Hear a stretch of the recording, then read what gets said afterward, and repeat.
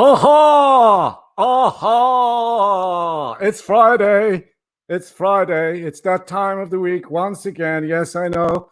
There you are, live chat, all excited and delighted. It's Friday. I've been waiting all week for this. She's here, Fiona Flanagan. I have some bad news on that front, live chat. But before I impart that crucial news to you, let me just say, please consider, if you're new to the channel, please consider becoming a member and supporting the platform. The little join button there beside the subscription. Also, if you could, please press the like button. Smash that like button now, and we will be continuing the likes and monitoring the likes as we go forward. Live chat, welcome. Great. Get you now in a second, children. Sit easy. Calm down. Settle down. Also, please subscribe to the channel if you're new and leave a comment. Please consider leaving a comment and push this out on your platforms. If you could, please brighten my Northern Star. The usual participants, Martha Shee, thank you very much for the super chat. We've got Richard Kelly, John Paul Williams, Moscow 1996, Maureen O'Leary, the Irish Realist, Nick Can 5x5, thank you for the sound check. White Dove's also in the house. Mandy McCall, hello to you. Great to see the live chat filling up there as we wait anticipately, and yeah, whatever that word is. Unfortunately, I was speaking with Fiona earlier on. She's after having a few too many G&Ts.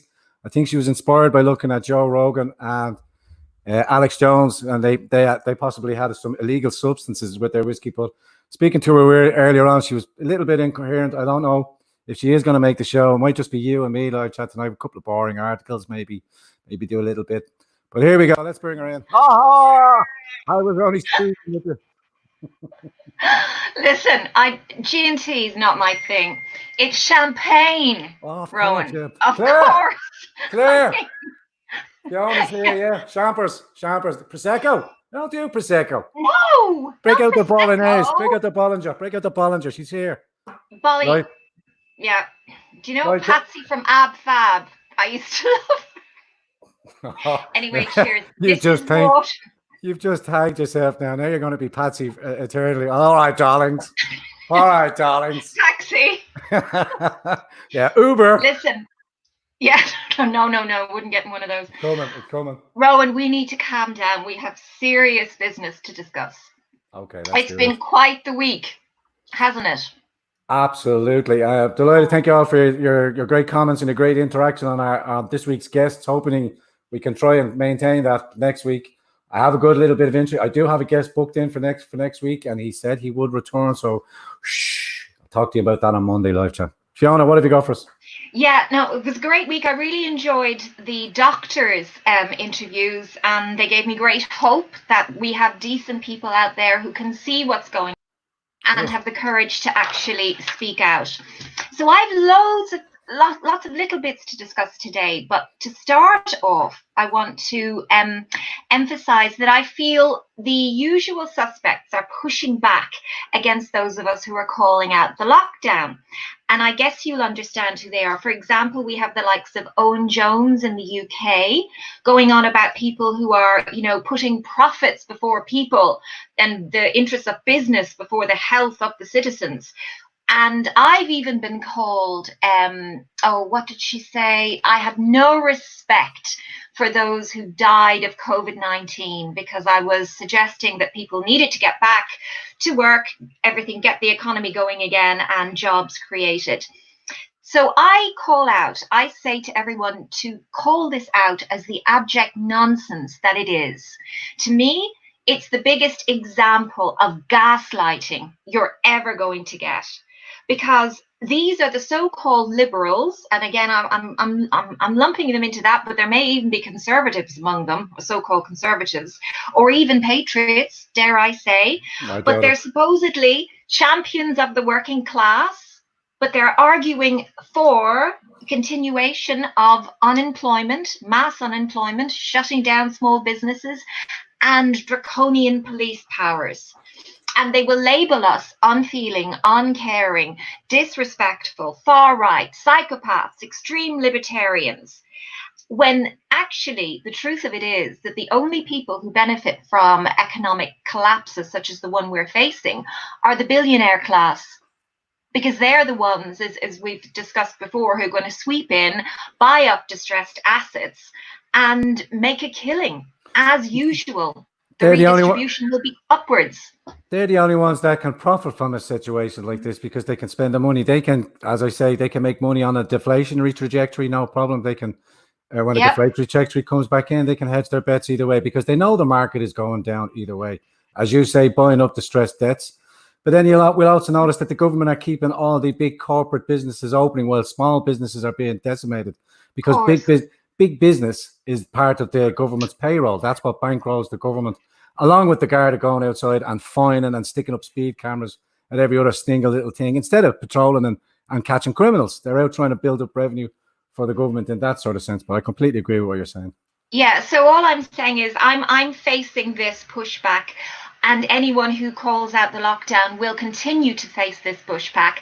And then when phase 2 comes in, which we know it will, we will then be lambasted for being the ones who called it out, and we're the ones who are irresponsible. So don't take it, be prepared for it, and again, push back against that. So that was my first little piece of information for you. Secondly, did you know, I just wanted to show you again what fake news is doing, and it's getting worse. I mean, as if we didn't see enough with, remember they used the Italian hospital scene and pretended that was in New York. Remember they had the dummy that they were administering nursing care to in a hospital, and that they were trying to say that this was when things were really, really desperate in the wards, in the ICU wards. We have had the media, stoop to lows that even I couldn't believe they would sink to. But Mexico happened, and all of a sudden now we've had Sky News saying, they had a YouTube clip on Sky News saying that the crematoriums won't stop burning with the bodies in Mexico City. And we've got Mexico's fragile health system running out of room for coronavirus patients. And Mexico ignores waves of corona deaths in the capital. So our intrepid investigative journalist, Jeff Berwick, our dollar vigilante, and I follow him, and I love his daily sort of update with his dog Lucy. But anyway, he lives in Mexico, so he decided to go to Mexico City and see what was going on. Yeah. And what he found, unsurprisingly, was empty hospitals for the most part. To all intents and purposes, ICU areas well under control. And he visited a couple of crematoria and asked, were there any extraordinary amount of people coming in to be cremated? No. So to actually say to the public that the crematoriums will not stop burning when actually nothing extraordinary is going on, I think that's a criminal offence. That is absolutely appalling. There is so much criminality going back on again, and luckily platforms like ourselves and other people are more and more aware, and the over the window, the zeitgeist is aware, it's getting through. But I have been in similar conversations with liberals in the sense, and it's wherever their source of information is coming from, they are lockstep and barrel, and they say that think of the lives that have been saved because of the lockdown. It's only because of the lockdown that so many lives were saved. No evidence, no statistics to back it up, but a pure lockstep belief in what the establishment, what they're being fed and what they're being told. And again, everything is Trump's fault, because how dare Trump take hydroxychloroquine and a couple of waves. Last week, they were hoping that he'd pass away and die. Surely that if that was the case, they'd want him on that dangerous hydroxychloroquine drug. Now that he's taking it and he's doing okay, and he's taking it prophylactically to prevent, now they're having a meltdown that they need to remove his tweet. You had Mika Brzezinski over in the United States going mad at Jack on Twitter saying, you need to take down the president's tweets. You need to remove his messaging. He's taking on control of the messaging and effectively mixing the two analogies. That's our job. The media's job is to control the messaging, and Trump is taken away from that. And a pure slip up, a pure, I don't know what I can't remember the term, Freudian slip. That's our job, to control the message. You know what I mean?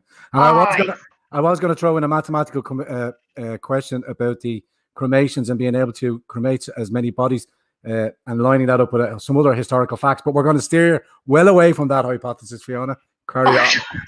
Okay. Well, look, again, it's good to have evidence that support, that basically tears apart what the fake news are coming out with. We know this. So the lesson learned, I mean, as if we hadn't learned it already, is just do not believe them. They've given us no reason to believe any story that they come up with. And that is the sorry state of mainstream media right now.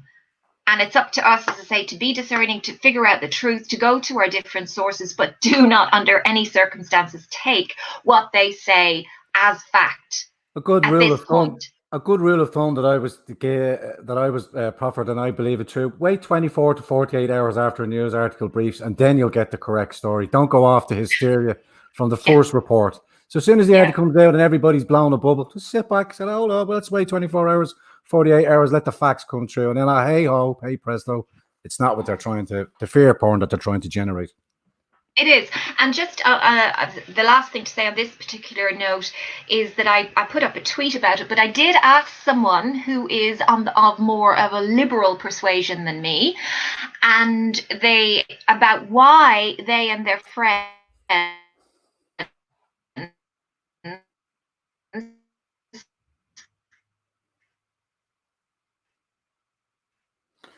believe. Sorry, Fiona. Hang on a sec. Getting a bit of lag your end, Fiona. Getting a bit of lag your end. Hang on 1 second. Just wait. Sorry. They believe the pandemic on Earth to this. The reasoning was government does lie. Sorry, Fiona. We just lost you there for about 2 minutes. Am I lagging? Yeah, no, it's mine. Literally, and I'm sorry. Yeah, there's a little bit of lag there. Are you? That's all right. Just wait there 1 second. That's okay. I just put up a comment saying Fiona's microphone is far better than your previous guests this week. And just as I dropped it and pointed it out, your microphone drops. This is live, people. Deal with it. Let's get on with it. The lag will happen. Fiona is back. Don't fret. Sorry, I'm back. This is the fun. No, I was just saying that the Liberals, they know that the media lies. They know our governments lie. They accept that. They know about Saddam and weapons of mass destruction. They've accepted that. They've even accepted the third tower of 9/11. Maybe not more than that, but they say the government couldn't possibly lie over this. So that's the mindset. It's, two airplanes, 3 buildings. 2 airplanes, 3 buildings. That's all I'm saying. Yeah, I just fail to understand. And another thing. What I also want to say is that we have collectively lost the narrative here. We have lost the plot. And again, it's our opposition, our politicians, our leaders, our media have not called the government to account on anything, that they have done. Mm-hmm. And I wanted to just briefly go through how we got here in terms of what we've been told we're contending with. So to start with, remember when they were saying, 2 weeks lockdown, we were flattening the curve. Remember that, Rowan? Yes, it was all about flattening this so-called supposed exponential curve that came out of what's-his-face's imperial guy, Neil Ferguson's crappy model, excuse my French. So we were all about flattening the curve. Now we're all about finding the cure. We have to cure this thing. We can't treat it, we have to cure it. Social distancing initially became house arrest. We're all in this together suddenly became snitch on your neighbors. Very good. And tell if people are, breaking the rules and, encouraging you to report them. And now in the concept of individual liberty has become comply, or down the line, we will have to pay fines or be excluded from society. And you watch, this leads me into the next thing, but just a quick one. You can see now with Harris leading out that people have to self-isolate for 2 weeks if they come into the country, and there's a €1,000 fine for non-compliance. So there's your first fine being rolled out, but it's against the people coming in. It's not against us, it's just against other people. But there's a fine there now. Oh, by the way, if you don't self-isolate, well, they've been charged $1,000. Now we're going to have to charge you $1,000. Well, you won't pay the $1,000. Now we're going to have to send you to jail. Oh, the contract tracer says you need to be removed with what is it? With dignity from your home because you've been in contact with this. Yes, I can imagine. Yeah. Well, again, everything is done slice by slice in this country. It has to be, because that's the only way that they can socialize the masses to deal with these draconian measures. As I say, in the Middle East, they can go slam and put people under curfew immediately because it is already a police state. Here, they have to tread much more carefully and dupe us, just completely, beguile us and have a sort of sleepwalk into servitude, which is what they're doing. So what you're saying about those people being fined and then prosecuted who are coming into the country, you watch. My take on it is this is only the start. And I believe phase 2 will ramp up into something. And again, a lot depends on our reaction, and a lot depends on, how we respond and the extent to which we push back. But my fear is that phase 2 will become something truly, truly horrible. Well, For our personal freedoms. As I said to you at the start, before we jumped in, Fiona, we are in the ascendancy. The future is not written. When enough people are becoming aware, and people are becoming aware because of the great work that all the YouTubers are doing, and I mean all the YouTubers in the alternative media. Conan Mack did a great little stream there yesterday. Really liked his words. Big fan of Conan Mack as well. And I know I don't give enough props out to all the other things, but everybody's raising their element. Everybody's raising their profiles. But I always made mention, when enough of us become aware, when we take to the streets in numbers, everything is up for grabs. So the future is not written. And when more and more people see this total control that's creeping in, I said to you, we're on the ascendancy. We are the counterculture, and nobody's having more fun than us, Fiona. And people will join us when we take to the streets. I suppose it's been an up and down week for me, as most weeks are. But I think I'm taking more comfort out of this week and positivity with what you just said, that a lot more people are becoming aware.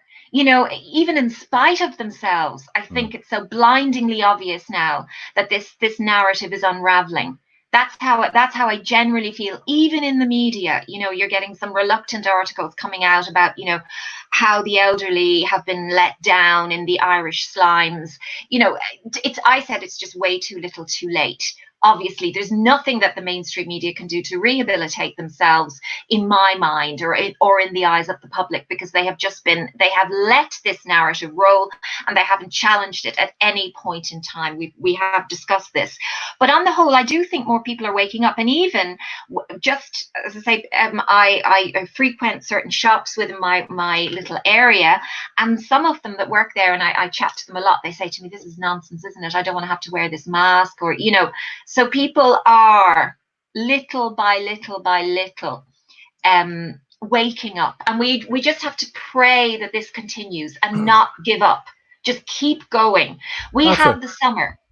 I believe we have the summer. This is our prime opportunity, so that we can make ourselves aware of what the back narrative is, make ourselves aware of the various options and scenarios that could play out in the autumn, so that we can react to them and anticipate them and take control of the narrative in as much as we can, Rowan, obviously without being deplatformed.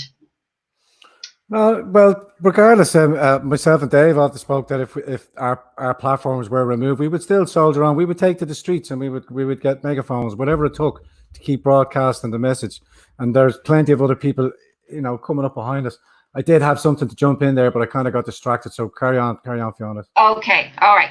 Well, now I just wanted to give everybody a little bit of, well, I wouldn't say it's philosophy, but I want to discuss the system that the New World Order, or the One World Government, the totalitarian government, is attempting to impose upon us down the line.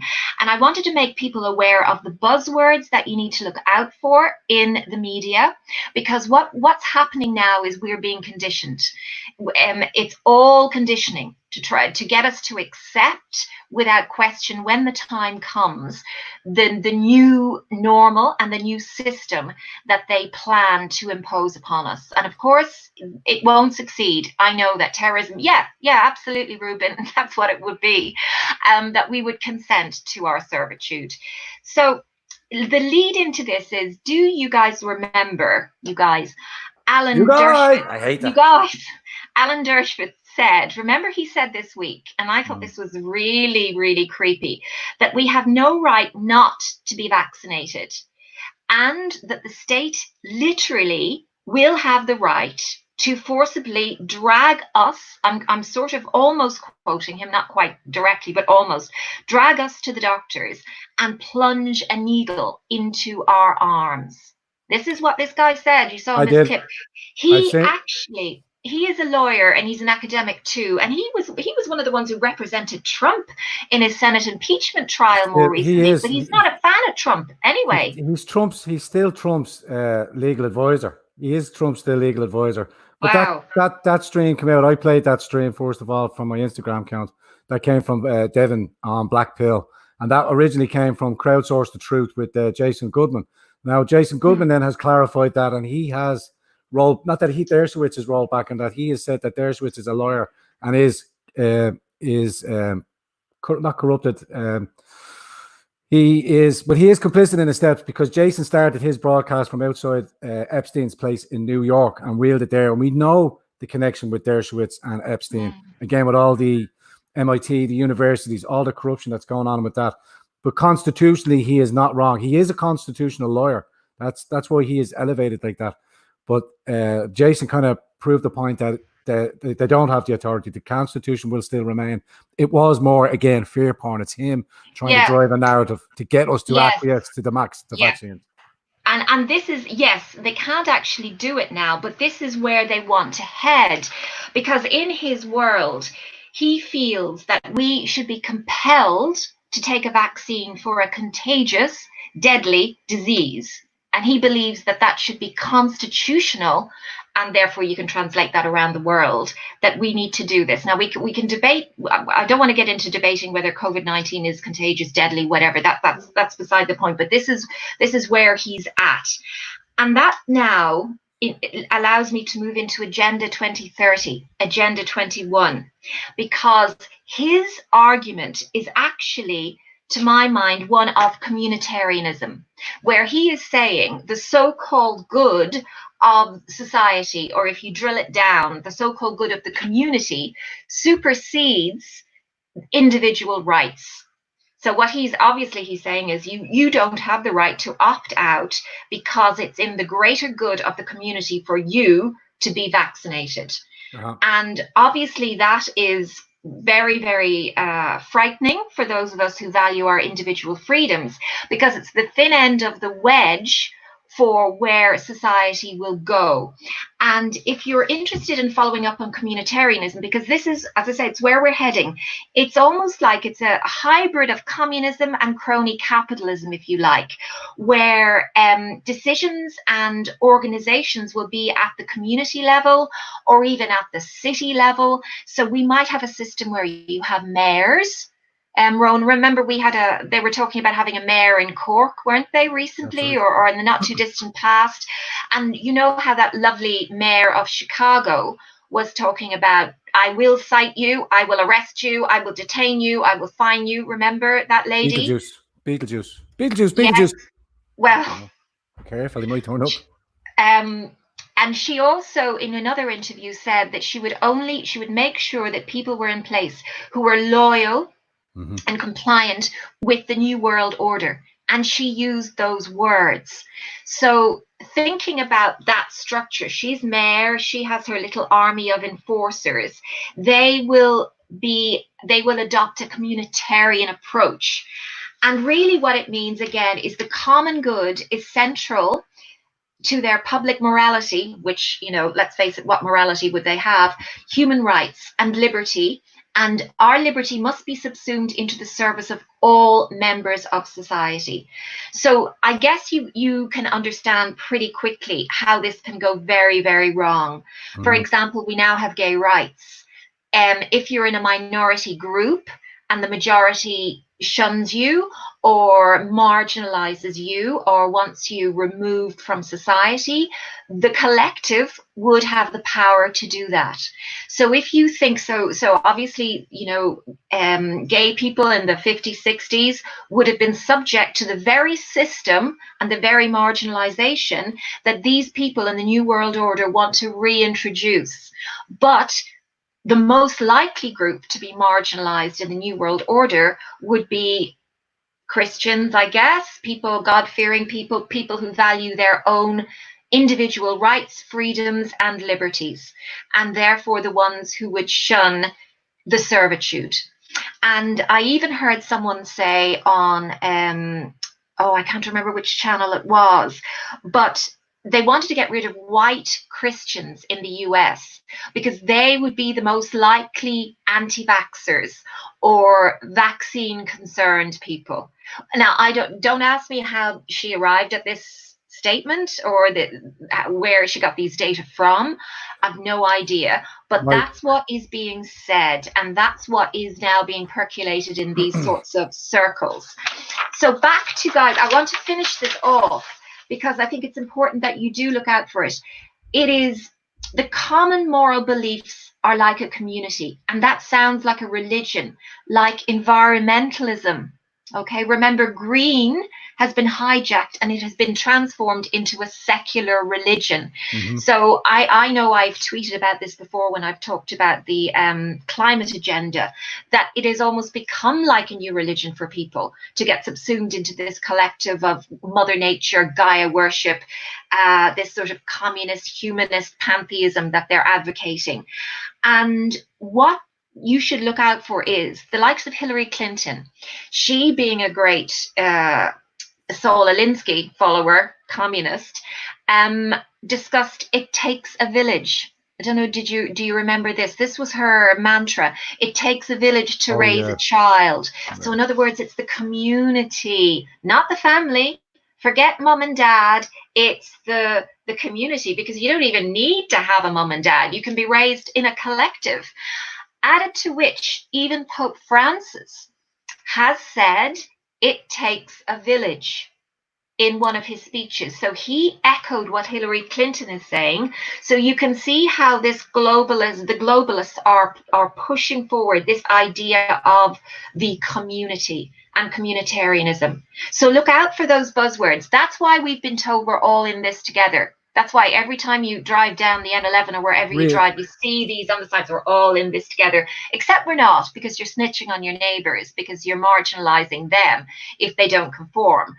That's why, we're clapping, or in the UK, they're clapping for the NHS, because they're trying to get everyone to worship this collective institution, their precious NHS, which is it's empty. And the nurses are TikTok dancing, and people aren't going for their operations and their cancer care. Yeah. And the whole thing is a complete sham. So I hope there's lots of references, and I want to get more into this myself, because this is helping me see where things are being pushed. And as I said, the buzzwords to look out for when you hear people speak about them. Yeah, it's very much. That's quite interesting, isn't it? Well, I was going to make the comparison between the Mockingbird media that get their talking points, and we displayed it there, the last script, when all the leaders of the world come out and used the same three keywords about vaccination, and they used it all again together. It's the same situation here now. Our political class are reinforcing the message that's being displayed. It's the film they live. The message, hold firm. We're in this together. Community. Yeah. Meanwhile, we're terrorizing the fuck out of you. You know what I mean? Excuse my French. I don't care. It's my platform. It's my platform, and I swear if I to. No, but that's true. That's absolutely true. So don't fall for it, guys. Don't be sort of beguiled and go dreaming into this collective. It's nonsense. It's brainwashing. And another, I don't wish to name names, but a certain lady who's a doctor and has a radio show on News Talk. I have noticed in the past. She's another one there. I got coronavirus. It was absolutely dreadful. Send a photographer over here. I need a magazine shoot. It's absolutely dreadful what I went through. I don't know. I was out one night. I went into an Indian takeaway. I knew all the guys. How are you doing? Bought a bottle of wine. And for the next 2 or 3 days, I was shitting screens around myself. And I swear it was the COVID-19. It was COVID-19, guys. Look at me. I'm grand. I'm back on the radio, everybody, and I'm 10 stone heavier. How the fuck did that happen? Carry on, Fiona. How can I carry on? Stop. I'm about to talk about something really serious. Anyway, she was going on about we're all in this community nonsense, so don't fall for it. Now, okay, one thing I do need to get off my chest publicly is phase 2. And I know we've spoken about it before, but there is something I wanted to introduce as another possibility or a scenario for consideration, nothing of which I say is certain, obviously, because I can't tell the future and I'm just hypothesizing, but I want to do it in public so that, let's say it does happen, we have been warned, we have considered it. Mm-hmm. Okay, so we know that phase 2 is coming. All right. And how about this? That we have 2 strains of this virus created. The one that has been released, and I'm not even going to debate how and why it's been released. For me, that's more of a rabbit hole, and it defeats the purpose of what we're talking about tonight. But just work with me that there are 2 strains. One is the less virulent, that spreads quite rapidly, though, but doesn't result in any more fatalities than the flu. So that's our COVID-19, the one that we have now. And there's another strain that they have waiting in the wings, which is the bioweapon that Bill Gates spoke about. Because remember, Uncle Bill, or Kill Bill Gates, said in his interview that he was very concerned that a bioweapon could be released in the future, and that would really raise things to a different level. So keep that in your mind, that there's that other strain. So we have all of the players getting ready behind the scenes. We had, for example, Event 201, as you know, last October, November. We have ID 2020, Gates. We have coronavirus patent, Gates. We have the WHO, CDC, UN funding, Gates. So Gates gets all his ducks in a row, if you like. And they did their simulation. And so in January, we're off. We have our pandemic. So there's all the machinations and the goings on. The WHO gives out conflicting information at the beginning, saying, oh, it can't be transmitted person to person. And then, oh, it's actually really, really contagious.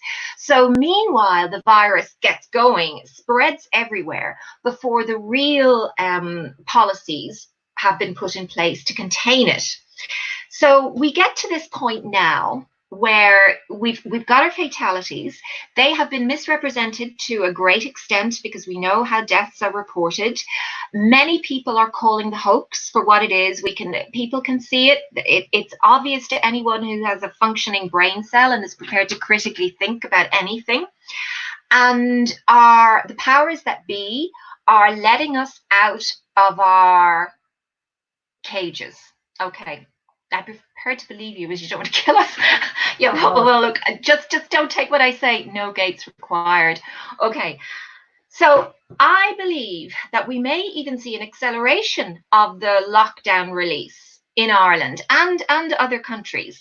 But our politicians may say, oh, we don't really want to do this, but we're getting too much pressure from all sorts of quarters. Obviously, social distancing will stay. Obviously, mask wearing will be made, more or less compulsory, and contact tracing will sort of try and get momentum. Although that won't properly get going, I don't believe, until we have phase 2. Then we have the autumn. Now, we will have phase 2. I honestly believe, because I believe James Corbett, when he said we're going to go through multiple rounds of this thing. It's like a boxing match. Just imagine us, we're in the ring and we're going to be battered with phase after phase of this darn thing until we submit to the New World Order, which of course we never will. But my concern, and I'm raising it to all of you out there, is the IMO and Simon Harris wants to vaccinate all of us, but he especially wants to vaccinate every child between the ages of, 2 to 12.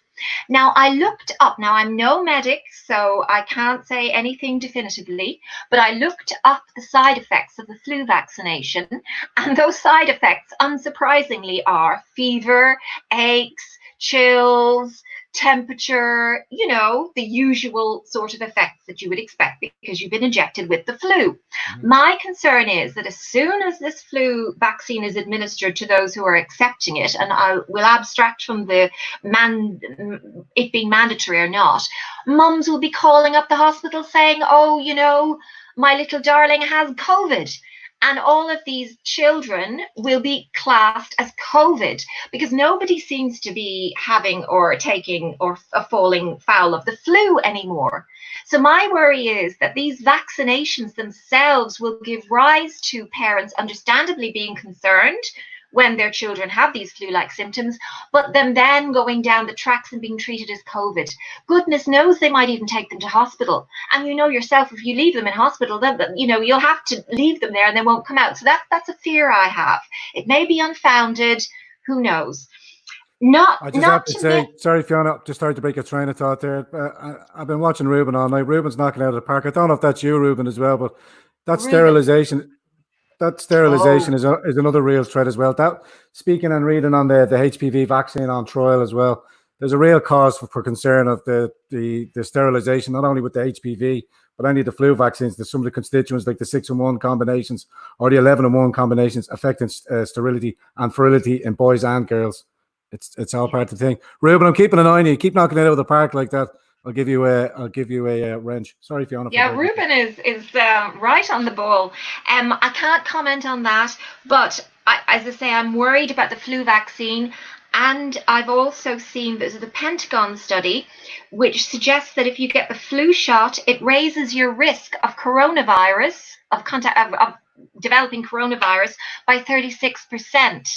So my statement to you guys is, if we're all flu vaccinated, is that not just asking for COVID-19 to come into phase 2 in the first place? So key worry, key concern, and especially for the children. Anyway, I'm not going to go and get into that. So we have this population, the flu vaccinated with all the symptoms. We have the people who are coming out immune deficient from the lockdown, and we have the people who have not had their treatments. So there already you have the candidates for a very, very virulent phase 2.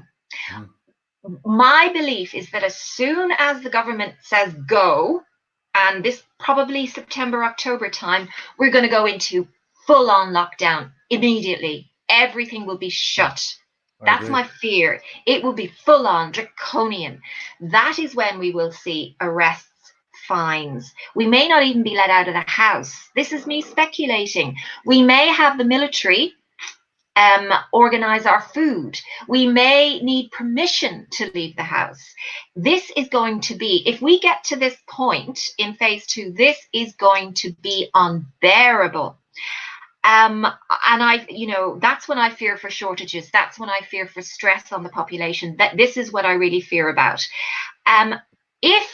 However, if enough people see through it and understand what's being done. Now, again, I'm assuming that COVID-19 is the same strain as we're dealing with now. I'm assuming that there's nothing more hazardous with that virus, and which is a strong assumption, I know, but I can't introduce that complexity into what I'm saying as well. My worry is then, however, that if enough of us cotton on to phase 2 and push back against it, do you really think these globalists are going to leave it there? We're going to go round 3. And round 3, I worry, might be the bioweapon. That's a theory. It's a hypothesis. It is no more than my idle speculation. It should be not taken any more seriously than my idle speculation. But just to jump in on your idle speculation, Fiona, we mentioned the gold. Gold is now starting to be touted. We mentioned the contact tracer app. You already pointed out in the weed in Twitter. iPhone, Apple is starting to install that in the updates. They're going to put in a contact tracer program in the updates for your iPhone. So, can I just qualify on that, Rowan? Sorry to interrupt you. Hold your train of thought. What my understanding is, it's an application programming interface. So it's not the app, but it's a generalized interface that would link to whatever app we're going to be forced to use. Now, I don't know where that's going to come from. That's my understanding. It could be a misunderstanding, but No, you'll have separate apps because Android will be on a different system, but the Apple update will work through the health app that's already installed on every phone. It'll become part of the health app. That's where they're slipping it in. And when everybody updates the phone and they just go, I agree. You're given bare minimum notice that the COVID-19 update is included. You pointed it out on your Twitter stream. I was made aware of it there a while back as well. But my point being is that when Fiona is leaving out these breadcrumbs, 99.9% of the time, she is on the money. So what I say to you now, and I keep saying to you now, start planting seeds. Go ahead, Fiona. Yes. Okay, so given that I have the population who are likely candidates for phase 2, I am aware of the 5G concern. I'm not saying it's a cause of the virus.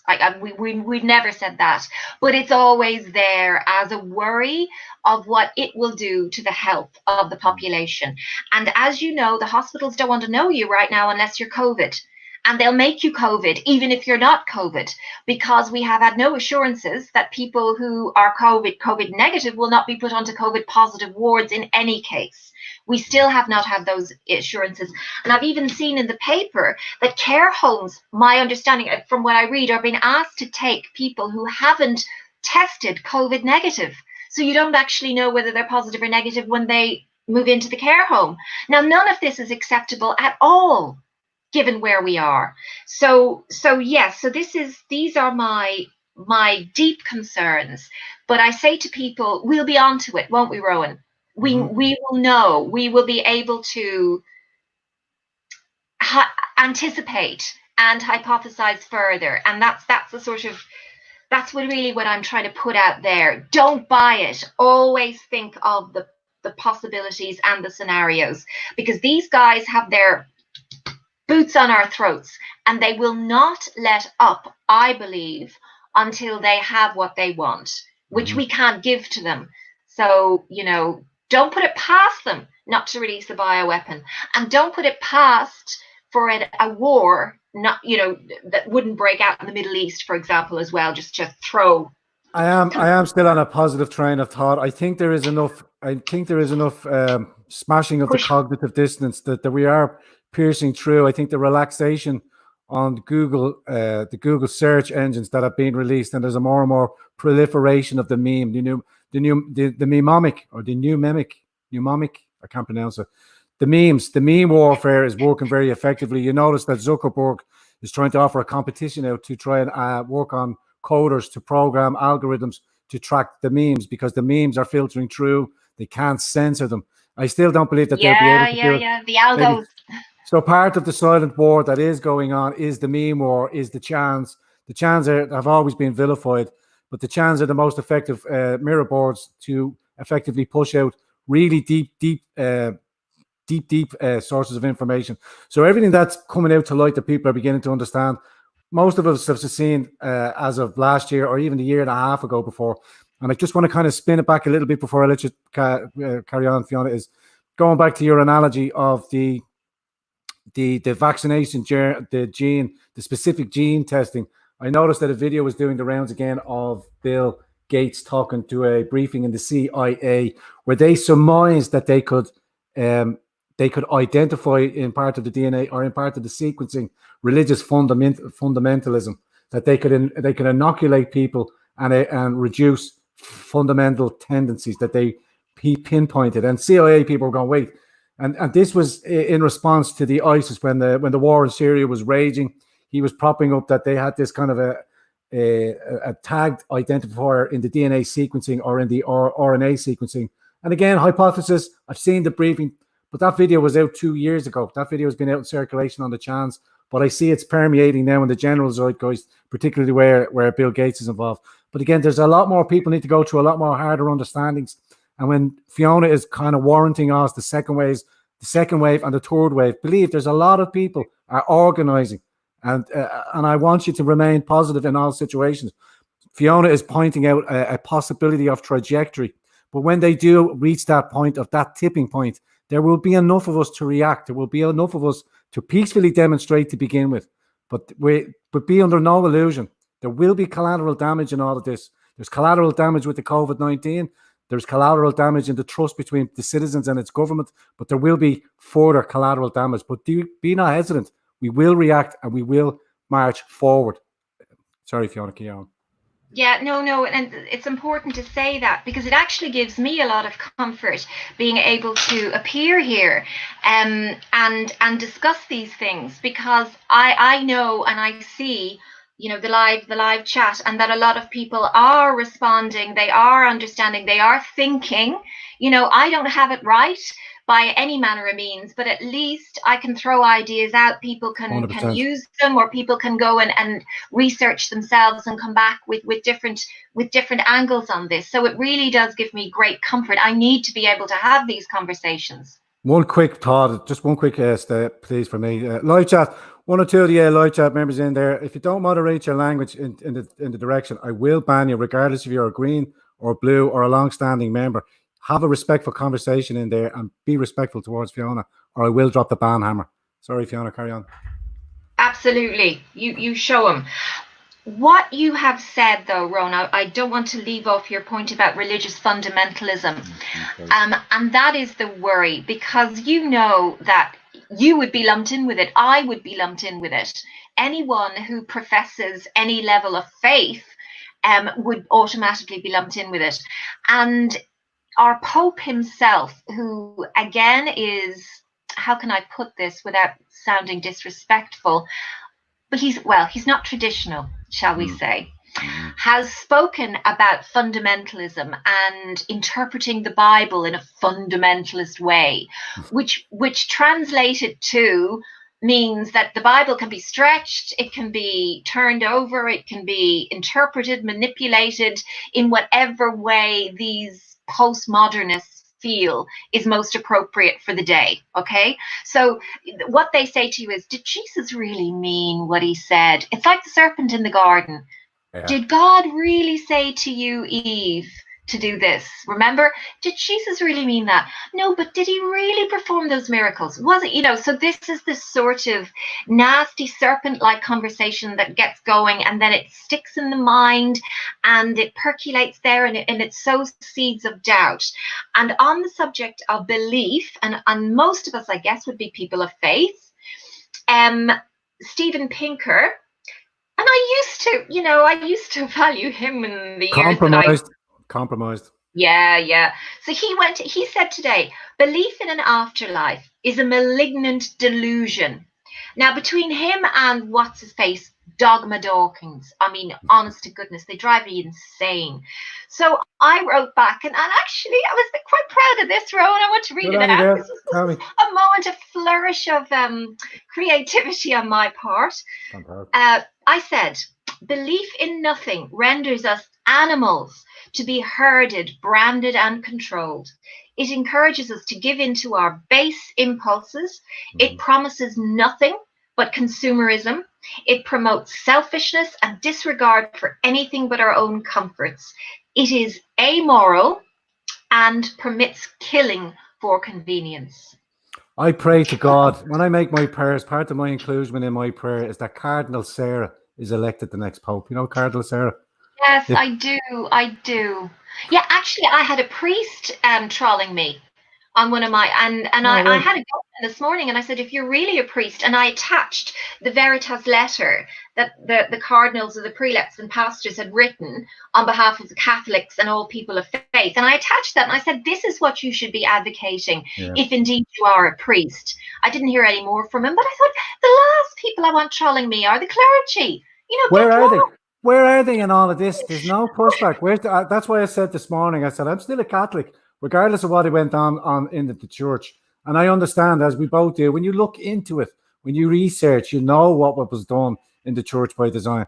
But Dermot Martin and stuff like that, no voice, no pushback on the civil liberties, you know, or unalienable rights in the defense of the Constitution, which is derived. It mentions God in the Constitution. It's still a Christian. We are still a Christian age. I know there's a whole fracture of atheism and other things. I do understand there are different cultures and different religions in our society. But this Ireland, this Christian society was foremost brought up from the ashes. And our Constitution, by our brave patriots, in the inalienable rights that were given to us are God-given. God is mentioned in our Constitution, and we must defend the faith. Yes. Oh, totally. And I've said this before, and I'll say it again. If we lose the moral order upon which our society was founded, the moral Christian order, because these communists, they're well, they are godless. Let's just call them godless. Let's be nice to them. They promote amorality. They don't have a moral code. So what would happen then is our moral order would break down, and therefore there's an artificial order that has to be imposed on things. And the artificial order will always lead to tyranny. End of. Always. Because you will have everybody running around trying to do whatever they want to do without any sort of morality or moral anchor on society. You will get chaos. And then you will have the totalitarians coming in and controlling you the way we are controlled now. So without preaching, I believe the fundamental reason we're in the mess we're in is, if you want to break it down, there's so many layers to this onion, but I believe at the very top is the fact that we have lost our connection with God. Yeah, and we can get into it. It's obviously not for today, but that I believe is the root cause of the problems here. Just a quick one, Fiona. I was watching. I caught a great little snippet that was forwarded to me about the guy that's on the Discovery Channel, the Duck guy. He really he's a big long beard. They hunt ducks. They made this the duck whistle, and they made a fortune of it. And they've got a channel over there. But there was a little short message that he was saying that people have lost faith in God, and people are afraid to die.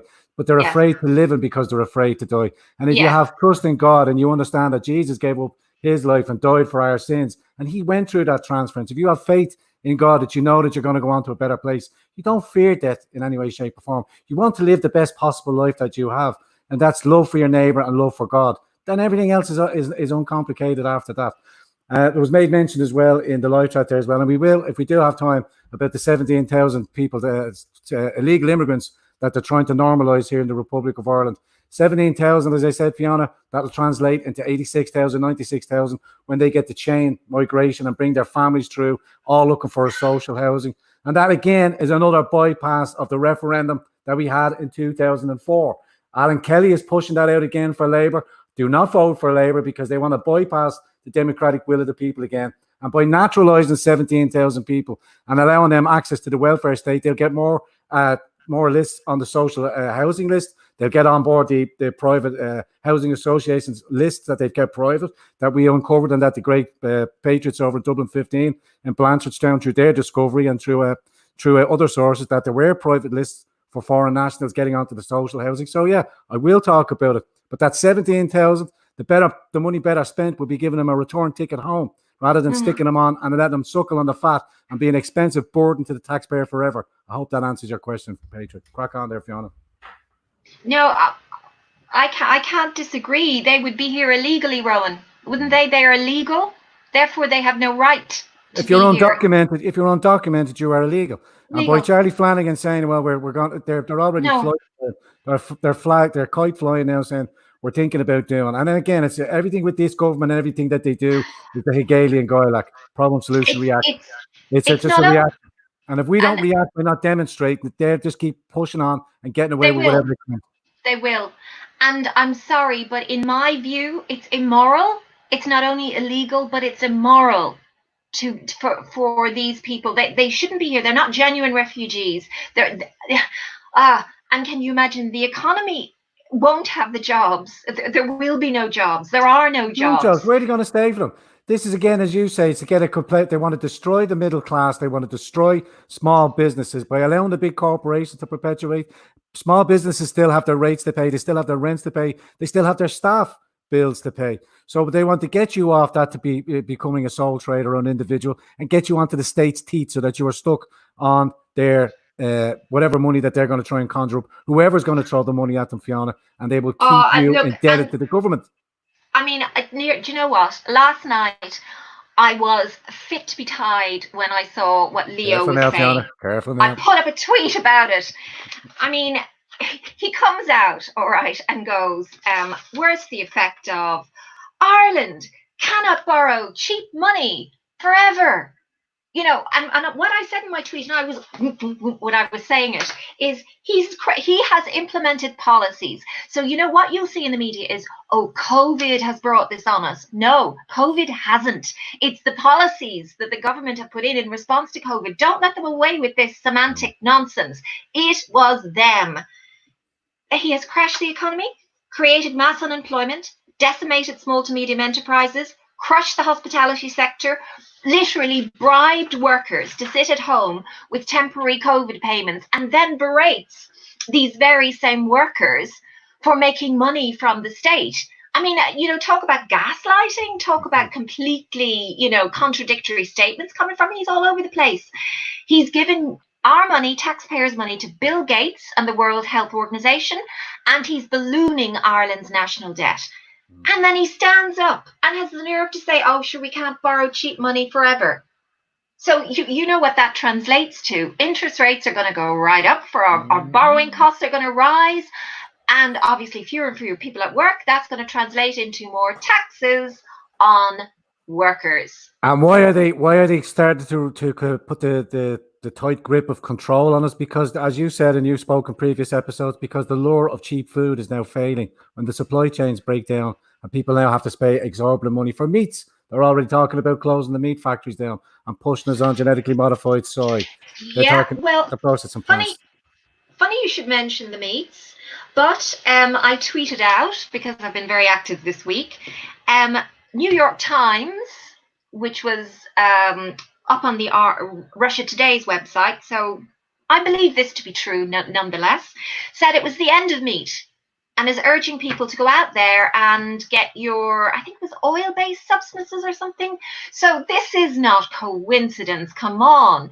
They've been banging on about needing to end. I know the vegetarians out there probably be delighted, but I'm sure you're libertarian enough to allow us meat eaters the odd steak when we want it. Which, I'll do you a quick Alex Jones, Fiona. Most of my listeners would be aware of it, but those of you that haven't seen the Alex Jones, I'm looking at my neighbor and I'm thinking about I'm going to eat my neighbor. If you think I'm not going to eat my neighbor, my children will not go hungry. I'm looking at my neighbor. I'm going, matter of fact, I'm going to skin that boy up and I'm going to feed my children. If you think I won't eat my neighbor, and I'm not going to finish this statement, I will eat your ass. Don't. Alex Jones. Listen, you're not auditioning for the Alex Jones of Ireland. Oh, goodness. It's true. If needs must, I will eat your ass. You will do it. You'll rise to it. So, guys, you know, that's a sort of a segue into economics. Here's my economic commentary. It's going very bad. That's as much as I'm going to say this week. But that really, really annoyed me about Leo. I mean, talk about stressing the blooming obvious. I mean, you know, they come out and they do these things. What gets to me is the policies they put in place. We can see it. We've been screaming and shouting from the sidelines months in advance. And then they come, oh, you know, it's going to be very tough. Can't borrow. You know, it's just drives me insane. It's not our fault. We didn't. I mean, it's the markets. What can we do? We didn't know this was coming. Oh, stop. Well, the other thing I was going to briefly discuss, but I don't know how we are for time, was just opening up the shambolic efforts that are going on, or the shambolic rules and regulations that are being put in place to try and get people up and running. Or maybe actually the reason they're so shambolic is they don't want to get people up and running. That could be the cunning ploy, make it completely unintelligible, unworkable, undoable, so the businesses fold anyway. I mean, call me cynical or conspiratorial, but you know, the thought had crossed my mind. We're not conspiracy theorists. We're conspiracy analysts, and it's not aluminum; it's aluminium. We haven't worn foil in years. As great Lionel Nation would say. Well, there's a great meme. Analysts. Listen, there's a brilliant meme out there. So if anyone calls you a tinfoil hatter, you come back to them with the mask-wearing, pool noodle-wearing idiot who's going around thinking they're going to die from this COVID. That's what I said. They don't have faith in God. They don't have faith in the afterlife or in a better life, that we have this one precious life and we should live that life and not be scared sheep of, I could die. Yeah, we're all going to die. It's going to happen. Yeah. We're all going to die. It's finite. Get on with it and get on with your life. March forward. Yes, that's it. Rowan, that is it. So that's me. That's me, really. I am all done for tonight with everything I wanted to. Do you feel a catharsis? Do you feel that there's an exorcism of angst Yeah, that's been building up I do actually. all the I week? actually do. Do you feel like you've unloaded now? The up and down roller coaster of your week is all finally pushed out, and everybody else has it, and your confession is over. You've been on the Grandstream, and you have spoken to your faithful choir. They sit here with bated breath every week, waiting for you. Yeah, I've been on the Grandstream. I mean, you did. Oh no! I mean, what you did say, and what I have been advised as well, is to get spiritually strong for the next phase. Get spiritually anchored. We'll need it, but we have each other, and we can share, and we can, move through it together. But as the great man once says, we're all in this together, brother. We're all in this together. Don't worry, but we've got each other. We've got each other here in this. We are proliferating the message, and more of our citizens are waking up. And there will be peaceful demonstrations, and there will be a coming together. As one of our live chat members said, collectivism isn't all bad. It's inherent in a nation state. Yeah, I do get that. But we have to be aware of the cultural Marxist version of collectivism. Yes, that's true. Yes, we don't forego individual rights, individual freedom. Yeah. Hippity hoppity cloppity, get off my property. That's Hans Hermann Hoppe. If you haven't read any of Hans Hermann Hoppe and in the Austrian Economics or Mises, I totally recommend you get over there. Oh, very Fiona, good. Did I catch you unawares there? Do you not think I've read Hans You did. Ludwig von Mises. I'm very impressed. Yeah, I'll keep bringing that little smile to your face, baby. I did. Anyway, I won't go on in that.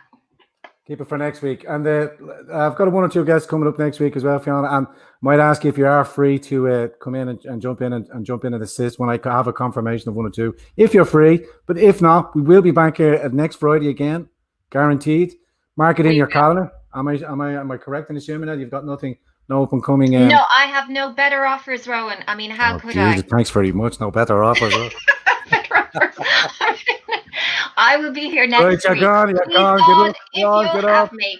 Okay, guys. See you next week. Stop Bye. Fiona, you fucking Southsider. You guys. I'm only joking with you. That's great. Listen, Fiona, I know you're still in the background there. Thank you very much for your contribution. Live chat, fantastic evening. It is that time. It's the end of the week. It is Friday. We will see you again back here Monday morning, bright and early, bushy-tailed, with boots polished, beards trimmed, skirts, pleats ironed, stilettos sharpened. I'll try and work on that a little bit more, make it a little bit more roll off the tongue a little bit better if we could. Live chat before we go, 620 in the room as we speak. Smash that like button now. Try and bring it up. Please help us elevate the platform and drive it into the uninitiated recommendation list. And we will try our very best to do a roll call tonight. Hit me with it, live chat, and I'll see how much of that we can get through. Also, if you're new to the show, please press the like button, press the subscription and the bell, and you'll be reminded of future broadcasts on the Grand Torino. Please consider leaving a comment, and also please consider becoming a member of the Grandstream by clicking on the join button in the list of options down below. And also, if you will, thank you all so very much for your support over on the Grand Torino website. Links in the description down below. Don't forget, we also have a PO Box 13179. Just check it in the description box there, Wicklow, and I'm looking forward to reading your letters and great articles that you forward on to me. Live chat, your roll call, your age, your whereabouts in this plane of existence of ours, and your current disposition. What ails you, live chat? What ails you? Shazapling! Just catching up there with the live chat. Let's go. Thanks very much, GT. Thanks, Fiona. Cheers, GT. California Girl 54. Enjoy the weekend, folks. Ductuous, God bless everybody. Thank you again. Thank you, Fiona. Padraig O'Shea 53 in R10. Johnny Mack is in Kilkenny. Ruben Patel, thank you very much for your inputs, Ruben. Really appreciate that. Keeping an eye on you. Billy Beers is 36 in Drogheda. John Francis is 29 in Hungary. Padraig O'Shea is 53 in Artane. 45 in Work. Grrr, from the freaking flyer. For nothing, it was a big round of applause. Ellie Max is in Belfast. Crystal Star is in Donegal. Super Leeds. 45. Super Leeds. Paggle left, paggle right. Super Leeds. Andrea Murphy is 30, the one and only Andrea Murphy from Cork. We have Dublin 46 from Tom Buchal. We have Scottish Tam. Tammy's 43 in Somerset. We have Stephen Riley, 28 in Westmead. Welcome aboard. Thank you for your support. John Hunt from Dublin in Ireland. Okay, man. Liz Pepper is 52 from Tala. Dream of Californication. Jenny O'Driscoll is Jenny from Cork. Jenny from the block down in Cork, 36. Christopher P. Wedlock, 21 again. Happy chappy. We have Peter Stewart, also great to see you again. Peter, 54 from Belfast. Dan Healy's 54, also from West Cork. 58 from Wexford for Siobhan McNean. And we have Luke Warm is 50 from D12. City Centre for 58 for Townsend. We have Morn from Skeptic Spud. Zorowski is 36 from Blackrock. Great show. Thank you very much. Eunice 40 from Zimbabwe. Still checking in on you, Eunice. Mandy McCall is Wicklow 47. Great to see you, Mandy. We have Nguyen is Dublin 40. Yup, from the Dublin's bread. We have JM Donald Trump 64. Love the GT. Thanks, GT. 52 from Sweden. From Anne Barachen. Denise Lewis is 49 from the Navan. Moscow 1996 is London via Limerick. Have a good weekend, everybody. Celtic Tiger is 49 in Northwest in the trenches. Hold the line, Celtic Tiger. Hold the line. John and Ellen, 52 from Glasgow. Great to see you. Scottish friends over there again. Logos Spermaticos, Mead, 45. Squirrel is Olympia, Washington, 50. Natos, our friend Natas Sesuch. Let's take our country back, I agree. Kelly is great show, man. Thanks, GT. Thank you, Fiona. And 47 from Man, Limerick, Kitty Cole. And 49 from Ballybunion from Boxing 131. And we will round it off with Christine Creedon, 55 in Cork. Fantastic. Thank you all very much for your support. Have a great and blessed weekend. Look after yourself. And I will see you again Monday morning. Us.